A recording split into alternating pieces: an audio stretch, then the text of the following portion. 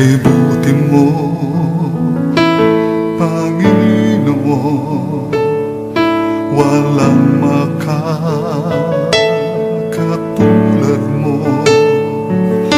Lahat ay galing sa iyo, di ka magbabago. Praise God. Hallelujah. Hallelujah. Sa ngalan ng Ama at ng Anak at ng Espiritu Santo. Amen. Banal na Diyos, dakil at makapangyarihang Ama, Diyos na may likha ng langit at lupa, ng lahat ng bagay na amin pong nakikita at di nakikita. Ikaw ang Diyos ni Abraham, Isaac at Jacob.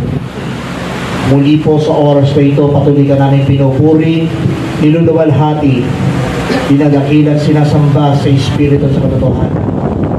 Gawin mo naman ang ipuin yung samahan, iyon at yung mapagpagpagimalang kamay, abutin ang lahat ng aming pangangailangan. Pagalingin ang mga may karamdaman ng sakit sa ngalan ni Kristo Jesus. Lahat ng mga nangihinat at bibigatan ay inyong pag-anin palakasin sa ngalan ni Kristo Jesus. At ang lahat ng kahilingang itataas, inyong pagkakaloob at pagulin sa pangalan ng aming Panginoon. Pagpalay mo po higit sa lahat ang mabuting balita na ating ihahatid upang ito'y magbigay sa amin ng liwanag sa lahat ng makikinig at makakarinig ng mensahe para sa ikalawang linggo ng Kwaresma, upang ito'y maging daluyan ng iyong mga tanda, himala, kababalaghan, kapangyarihan at walang tigil na biyaya at pagpapala. Ito po ang aming samot dalangin sa ngalan ng Ama at ng Anak at ng Espiritu Santo. Amen at Amen. Malaya tayong magpupuri ng malakas sa iyong Shaddai.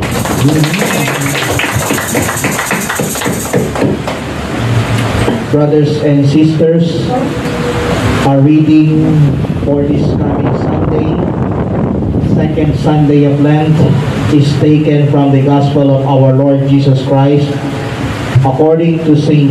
Luke chapter 9 verses 28 to 36. Luke chapter 9 verses 28 to 36.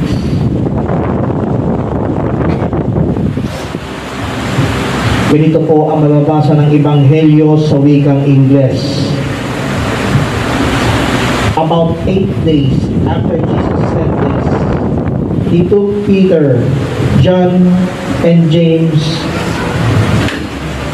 with him and went up onto a mountain to pray. As he was praying, the appearance of his face changed, and his clothes became as bright as a flash of lightning.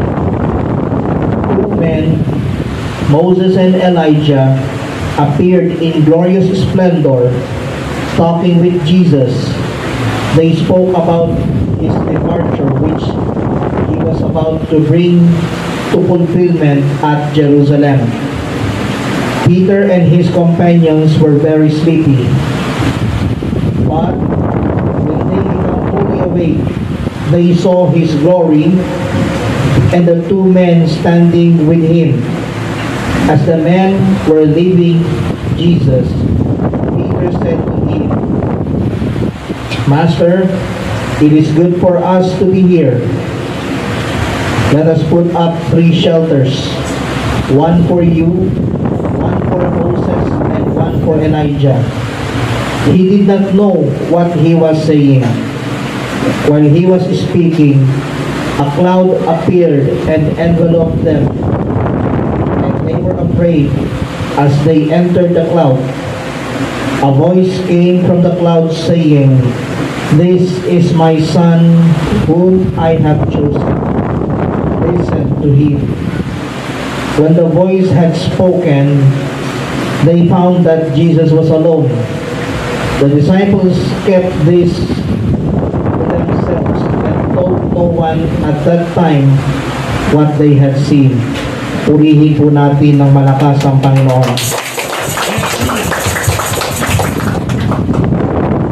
Walong araw Pagkatapos sabihin ito, umakyat si Jesus sa bundok upang manalangin. Isinama niya sina Pedro, Juan at Santiago. Samantalang siya'y nananalangin, nagbago ang anyo ng kanyang mukha. Nagningning ang kanyang kasuotan na naging puting-puti. Di kaginsa-ginsay, lumitaw ang dalawang lalaki, sila Moises at Elias, na napakitang may kanilingan at nakipag-usap sa kanya. Pinag-usapan nila ang nalalapit na pagpanaw ni Jesus na magaganap sa Jerusalem. Tulog na tulog si Pedro at ang kanyang mga kasama. Ngunit sila'y biglang nagising at nakita nila si Jesus na nagniningning at ang dalawang lalaki nakatayo sa tabi niya.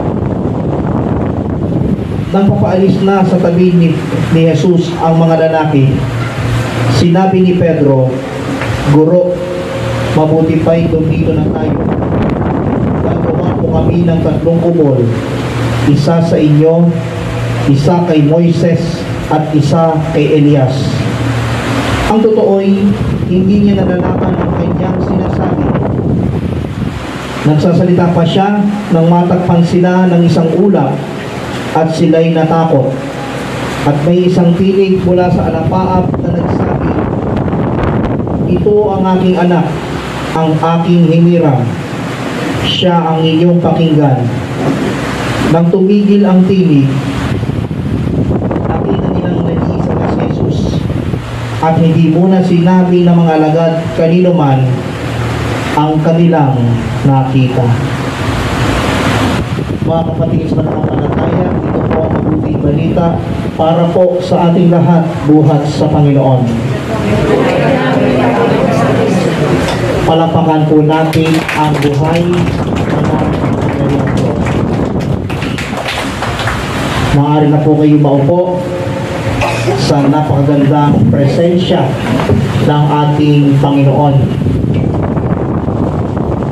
Isang pinagpalang gabi po sa inyo lahat. At yung aking COVID ay paalis na papunta sa Panginoon sa Tagal. After ng prayer meeting ay magdi-distribute din ng tarpaulin na may lahat na pamilya muna party list. Kaya mamaya after this ay pamimigay na po ang tarpaulin ni Sister John. Kaya so ngayon gabi ang ulo ng makalangit na balita na ibig ko pong ibahagi sa inyo ngayong gabi ay pamamagatan ko the Transfiguration of Christ, ang pagbabagong anyo ni Kristo. Ang pagbabagong anyo ay pag-iwan sa lumang pagkatao. Sabi ng sulat ni Apostol Pablo kay Timoteo sa 2 Timothy chapter 2 verse 21, ang sino mang lumalayo sa kasamaan ay katulad ng sisidlang natatangi, malinis at karapat-dapat gamitin ng may-ari para sa lahat ng mabubuting gawain. Now, doon sa bundok ng Tabor, kung saan doon nanalangin ang Panginoong Yesus, at sa kalagitnaan ng pananalangin ay nagbago ang itsura ng mukha ni Yesus. Nagbago ang anyo, yung mukha ng Panginoon, at ang kasuotan ng Panginoong Yesus ay nagningning din na naging puting-puti. Amen?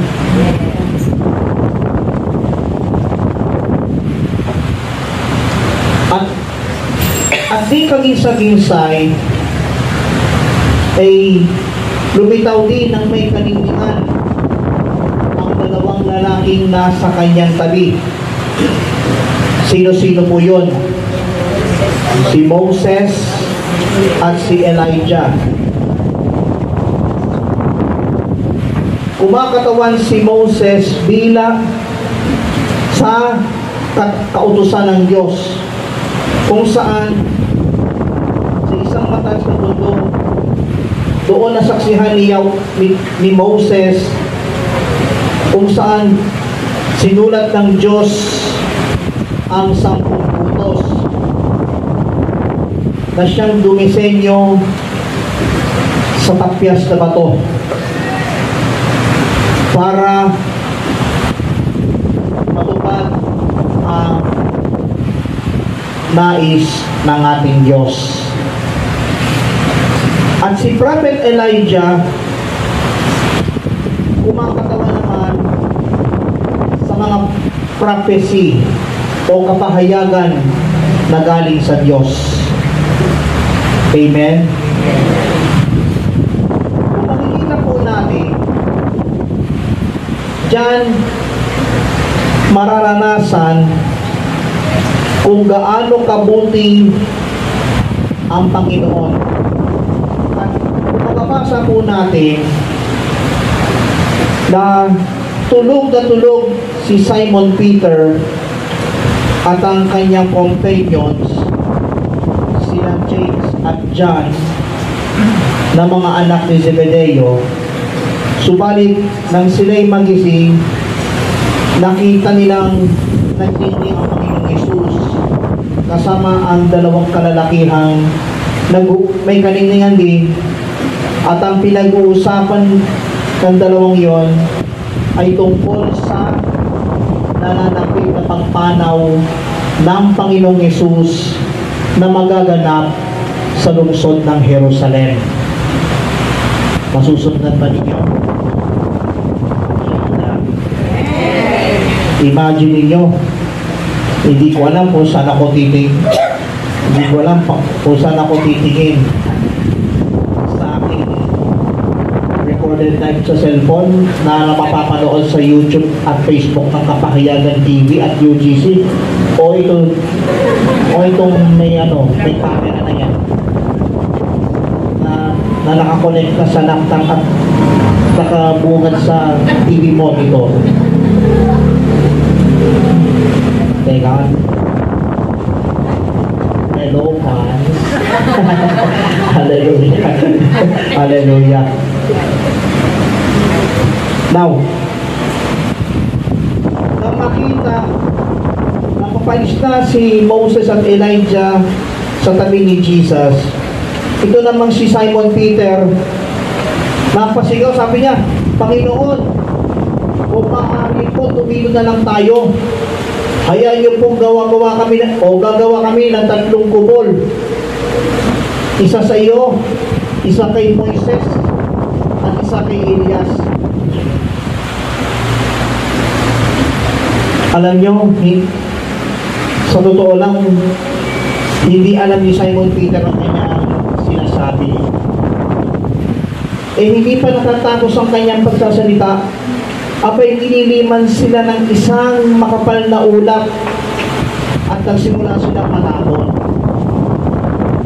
At habang sila'y natatakpan ng makapal na ulap, isang tinig mula sa alapap na nagsasabi, ito ang aking anak, ang aking hinirang.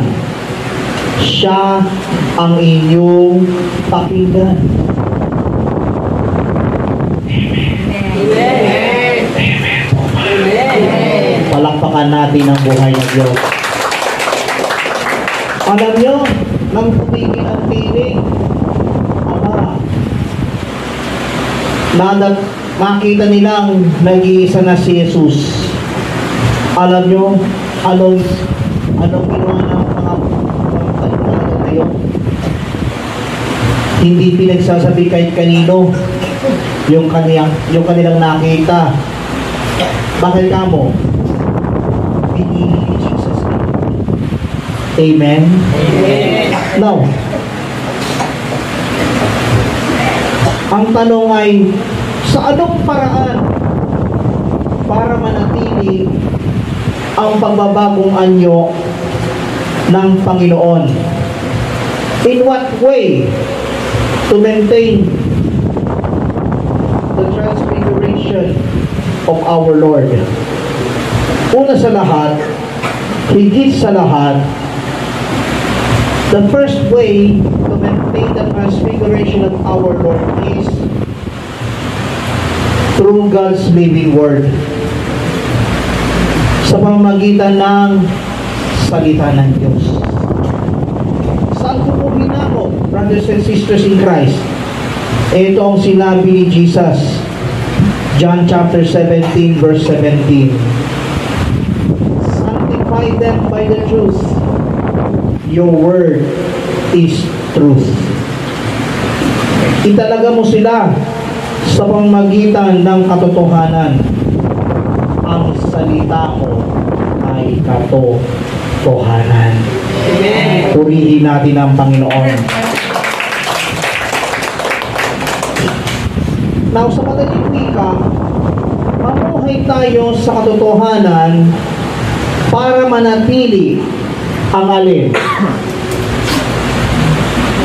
ang naranasan natin tagaktak ng pawis dahil sa init ng panahon? Hindi. Para manatili ang pagbabagong anyo ng Panginoong Yesus sa ating lahat. Purihin ang buhay ng Diyos. Now, sa loob ng simbahan, kapag panahon ng Kwaresma, anong pakiusap? Kapag panahon ng Kwaresma, bawal kumanak.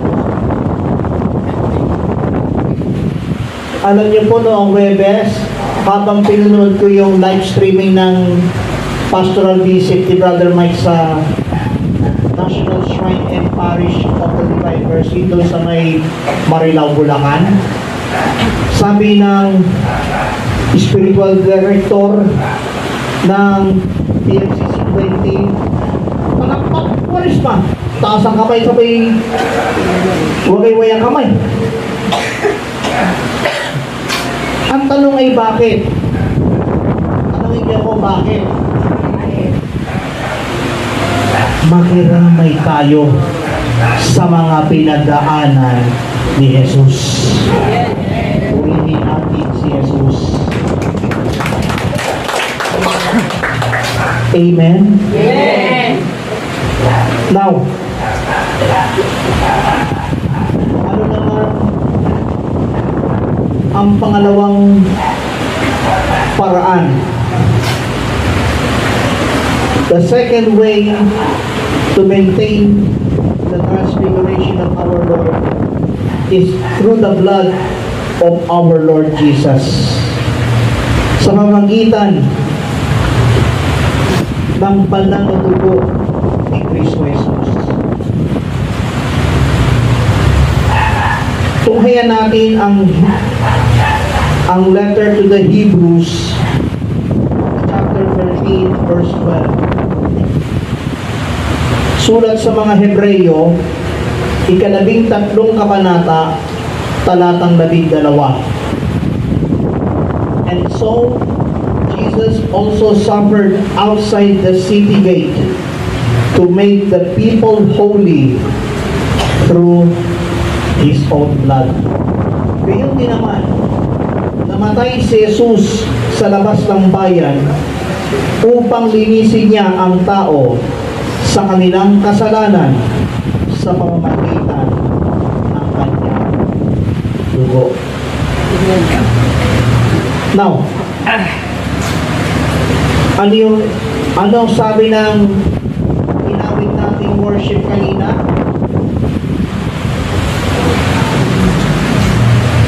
Holy forever.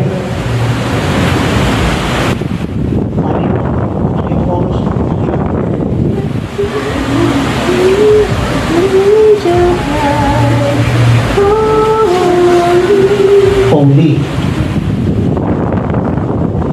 To the King of Kings, holy.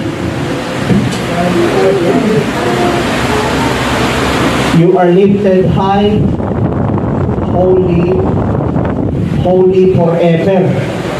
Now, bakit holy forever? Hindi huli. Brothers and sisters, sapagkat iisa ang tunay na banal, ang buhay, banal, at makapangyarihan Diyos. Amen po ba?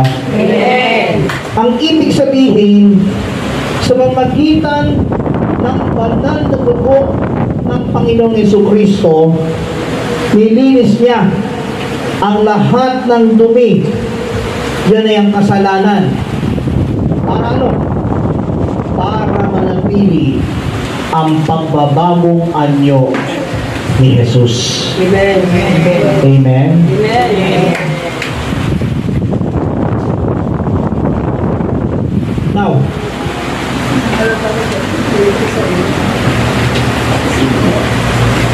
dahil sa banal na dugo ni Jesus, lahat ng karumihan sa ating pagkatao ay kanyang nilinis. Nung inialay niya ang kanyang sarili, lahat ng mga taong nasa kalagayang bukok sa mga suliranin, inaahon ni Jesus. Amen.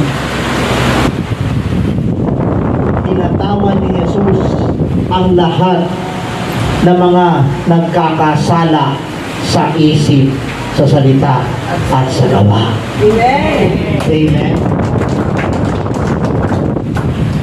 Kaparis ng isang awit na ang inyong lingkod mismo ang lumikha ng awiting ito. Sabi nga ng awiting ito, Panginoong Jesus kami, iyong hanguin. Panginoon kami, iyong patawarin. Kasalanan ng mundo ay inakumo sa krus ng Kalbaryo, kami iyong tubusin. Panginoong Jesus kami, iyong hanguin. Panginoon kami, iyong patawarin. Kasalanan ng mundo ay inakumo sa krus ng Kalbaryo, kami iyong tubusin. Sa iyong mga latay at mga sugat, banal mong dugo na umaabot sa krus, dama namin ngayon ang pag-ibig mo, Panginoon. Salamat sa kamatayan mo sa krus. Palakpakan si Jesus. Bakit ko po naisipang idaan sa awit ang aking pasasalamat sa Panginoon? Sapagkat kung hindi nag-flashback sa akin yung mga latay at mga sugat na natamo ng Panginoong Yesus nung siya'y pahirapan, nung siya'y nagdusa hanggang sa puntong nakapako, hanggang siya'y mamatay sa krus. malamang lahat ng mga kalokohan sa mundong ito, malamang nandito pa rin. Purihin natin ang buhay ng Diyos. Dito ko muna ang koklo sa amin. Kanina pa tumututok dito. I think itong recorded video na pananagaling sa kapatid natin ito, may nanonood. Ewan ko lang kung nakapost sa Facebook o kaya sa YouTube. Kapatid, saan ka man naroroon, hindi si Brother Ryan ang nagsasalita sa iyo. At ang nagsasalita dyan sa iyong kinaroroonan, si Yahweh El Shaddai. Amen? At maging kayong nanonood sa Kapahayagan TV sa YouTube at sa Facebook. At maging sa UGC Unstoppable Grace Channel, Facebook page at YouTube channel. Hindi na importante kung may matunog na hangin na mga pagkain sa ventilador. Ang maintindihan mo yung salita ng Diyos. Bakit ka mo? Wala nagsasalita, hindi si Brother Ryan America. Ang nagsasalita sa iyo, si Yahweh El Shaddai. Palakpakan mo El Shaddai, palakpakan mo. So yan ang pangalawang pamamaraan o pangalawang paraan, through the blood of Christ. Ang ikatlong paraan ay ito, through chastisement. Sabihin nyo, chastisement. Chastisement. According to Hebrews chapter 12 verse 10 and 11,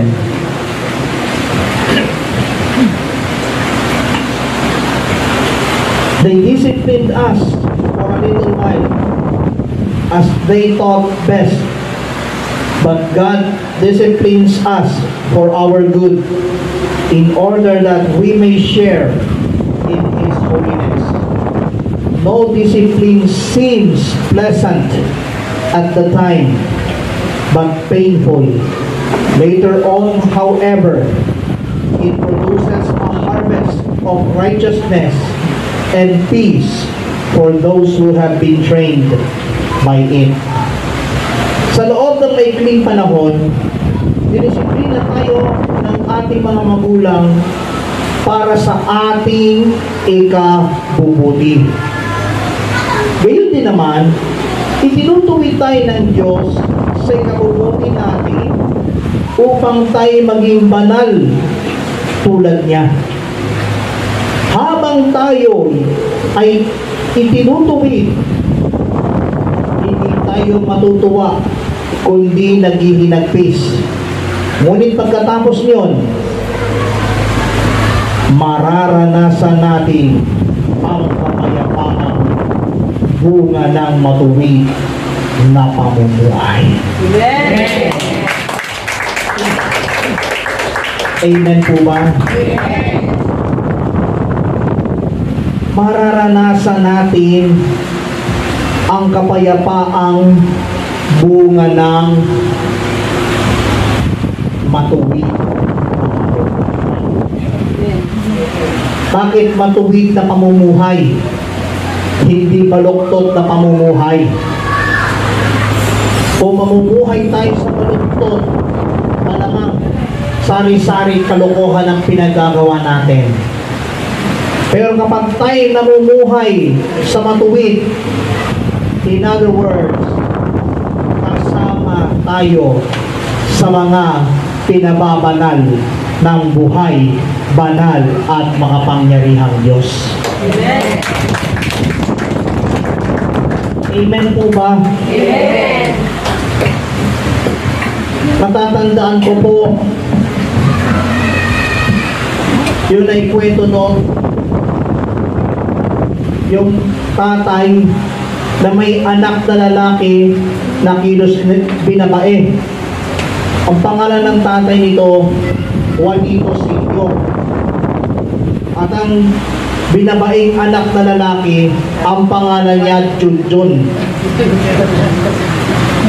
Kasi junior eh.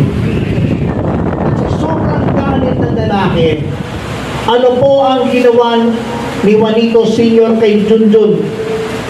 Inilublob. Saan? Sa isang malaking drum na tubig. Pag-ahon, sasabihin ni Juanito Senior, ano, lalaki ka ba o babae? Ang sagot ng anak niya, babae po ako. Hindi tumalab eh. Maya-maya, nilublob na naman sa isang malaking drum ng tubig. Pag-ahon, sasabihin ni Juanito Senior, ano Junjun, lalaki ka o babae? Ang sabi ng anak niya, babae po ako. Hindi pa rin tumalab. Maya-maya, inilublob ng matagal sa isang malaking drum ng tubig. Umabot ng 45 minutos. Kawawa naman. Pag-ahon, sasabihin ng lalaki, ng tatay niya, si Juanito Senior, ano Junjun? Lalaki ka o babae? Ang sabi ng ang sabi ng anak niya, si Junjun, sabi niya, ako'y isang sirena. Naku po, kahit ilong-blong mo yan, mga tatay, hindi mapapagod yan. Pero kapag inilapit mo kay El Shaddai, at dinisiplina siya ng Diyos, babaguhin ang kanyang pagkatao at magiging tunay na lalaki.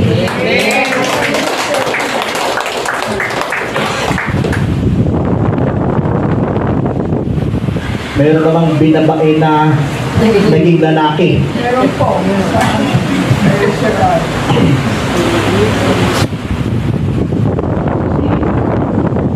Raymond, si Brother Raymond Paraiso. Ngayon, kinuha na ng Panginoon eh. Matagal na panahon eh.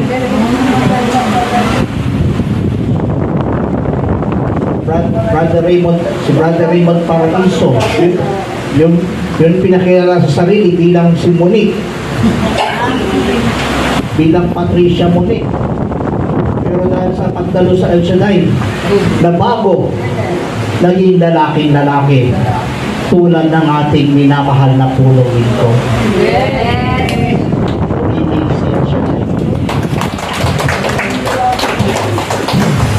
Meron namang tomboy na naging babaeng babae. Amen. Marami yan. Ng mga unang 9 years ng ministry. Yung mga tomboy, nagpaliklog sa pagiging babae. Yung bakla, nagpaliklog sa pagiging lalaki. Alam niyo kung bakit? Tanongin niyo kung bakit? Dahil sa pagbabagong anyo ni Kristo Jesus. Amen? So dito tayo magko-conclude sa mensaheng ito. Kaya makinig at makinig. Angkinin ang kabanalan sa pamamagitan ng pananalig sa kanyang pag-ibig at hinaya. Purihin si El Shaddai. Purihin natin ang Diyos. Purihin natin ang Panginoon. Tayo na kayo. Itaas ang ating mga kamay. Pikit ang inyong mga mata. Bilang tanda ng ating pagsuko ng ating sarili sa buhay na Diyos.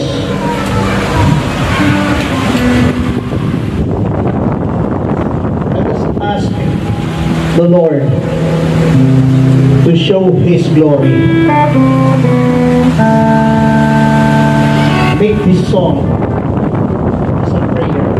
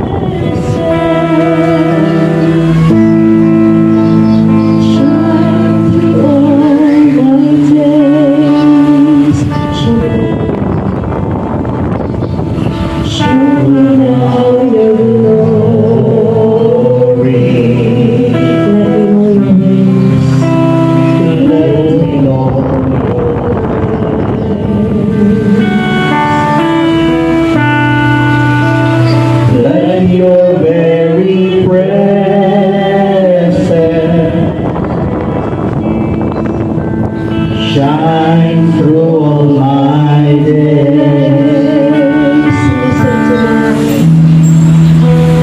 Listen to my heart cry. Listen to my prayer. Show me now your glory. Oh God, oh my friend. Ulitin natin from the top. Show me now your glory. Show me now your glory. Let me know your way. Let me know your way. Let your very presence.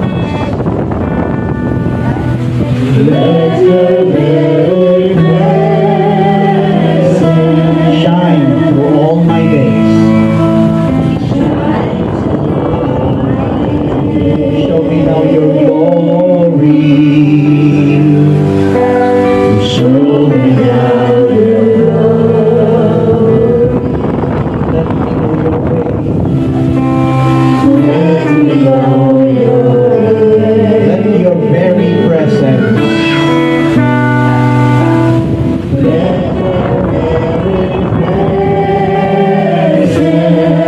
shine through all my days.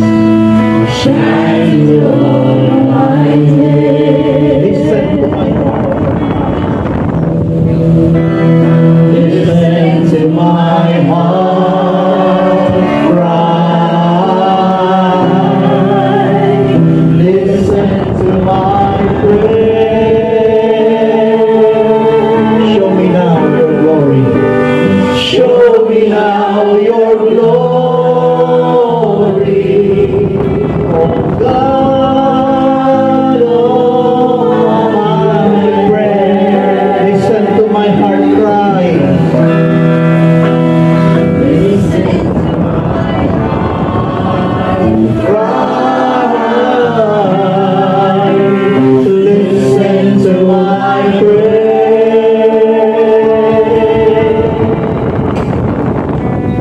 Show me now your glory. Oh God, oh my prayer. Oh God, oh my prayer. Oh God, oh my prayer. Oh God, oh my prayer. Oh God,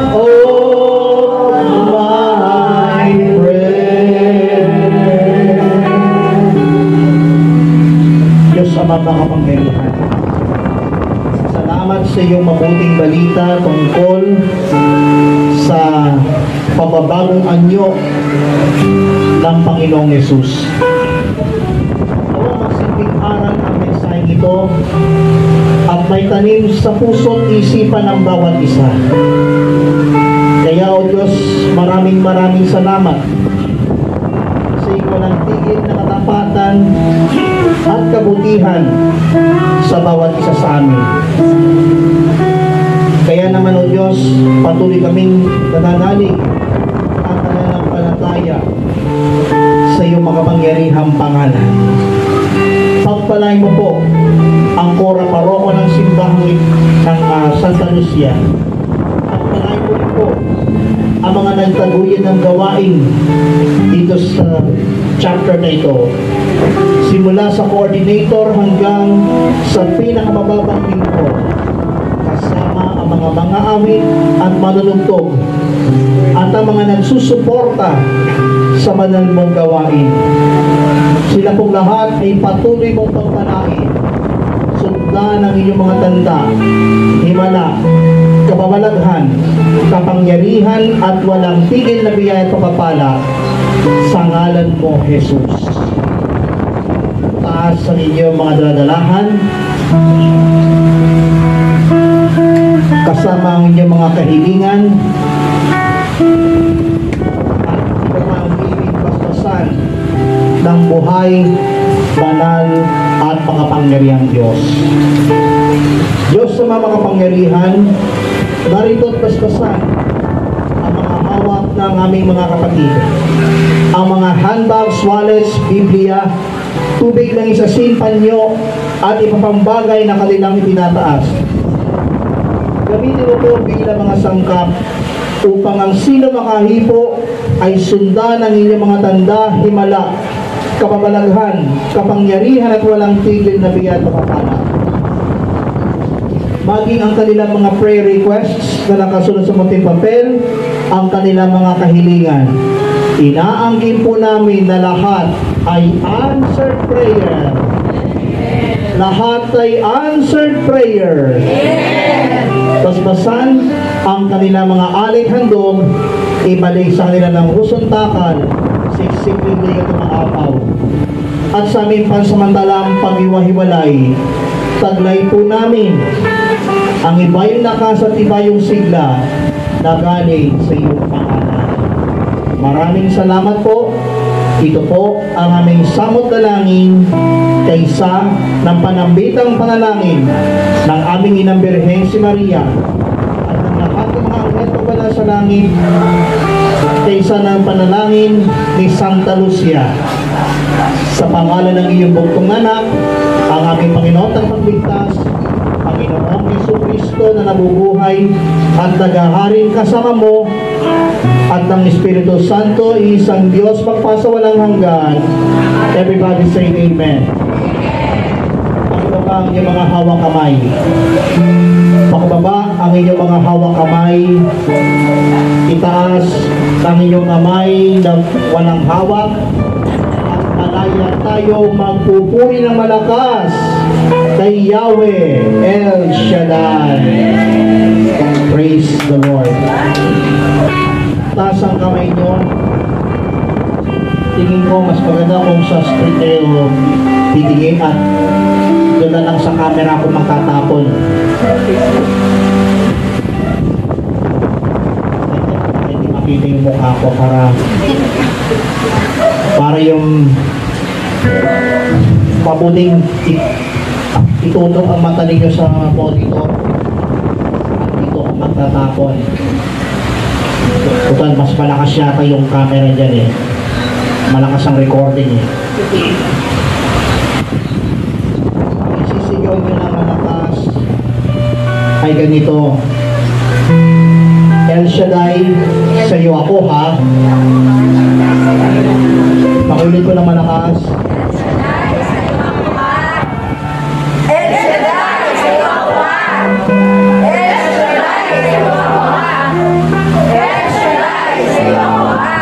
And may the Lord God bless us all, now and always forever, in the name of the Father, and of the Son, and of the Holy Spirit. Amen and amen.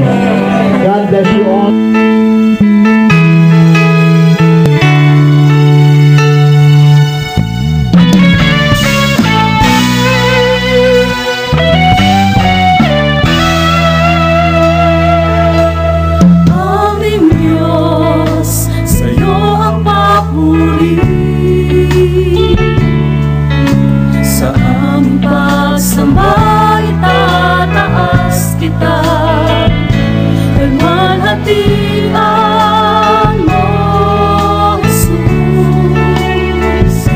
Hindi kailan pa man di kayang pantayan. Salamat, Jesus, sa iyong kabutihan. Salamat, O Diyos, sa iyong katapatan. Aming Diyos, pupurihin ka, pupurihin ka, pupurihin ka, ngayon at kailanman.